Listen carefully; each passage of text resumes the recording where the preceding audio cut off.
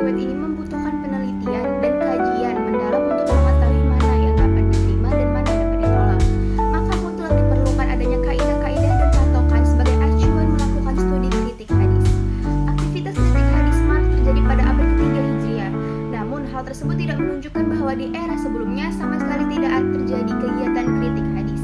Sebab ketika penelitian hadis dipahami dengan sederhana sebagai upaya untuk membedakan antara hadis yang sahih dan hadis yang tidak sahih, maka kegiatan kritik hadis dalam bentuk yang begitu sederhana telah muncul sejak zaman Rasulullah masih hidup.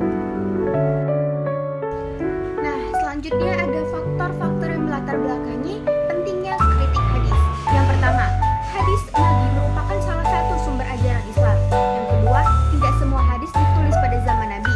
Banyak pemalsuan hadis. Yang ketiga, proses penghimpunan hadis membutuhkan waktu yang sangat lama. Yang keempat, hadis yang kualitasnya tidak memenuhi syarat tidak dapat digunakan sebagai panduan atau sebagai acuan. Budaya mengkritik ulama hadis. Kegiatan kritik hadis telah dimulai pada masa Rasulullah, baik itu dilakukan Rasulullah sendiri maupun para sahabat. Pada masa ini, ilmu kritik hadis belum terbentuk secara konseptual. Keberadaan Rasulullah di tengah-tengah para sahabat mempermudah klarifikasi dan sekaligus antisipasi kesalahan penulisan hadis. Secara alami, tidak diperlukan teori-teori khusus yang mengatur periwayatan hadis sebagaimana pada masa-masa berikutnya, karena sumber informasi masih hidup dan dicek ataupun cross-check dengan mudah dapat dilakukan.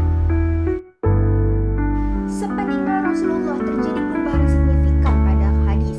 Hadis tidak lagi diriwayatkan dari sumber pertama, tapi dari sumber kedua dan seterusnya yang mempunyai posisi jauh berbeda dengan sumber pertama.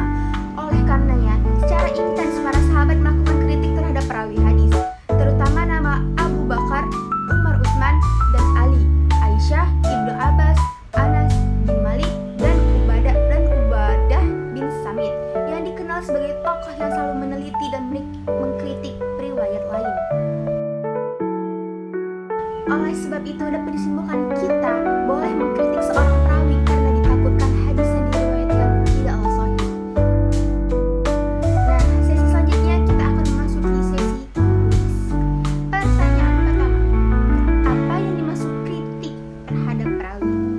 Kita akan memberi 5 detik untuk menjawabnya.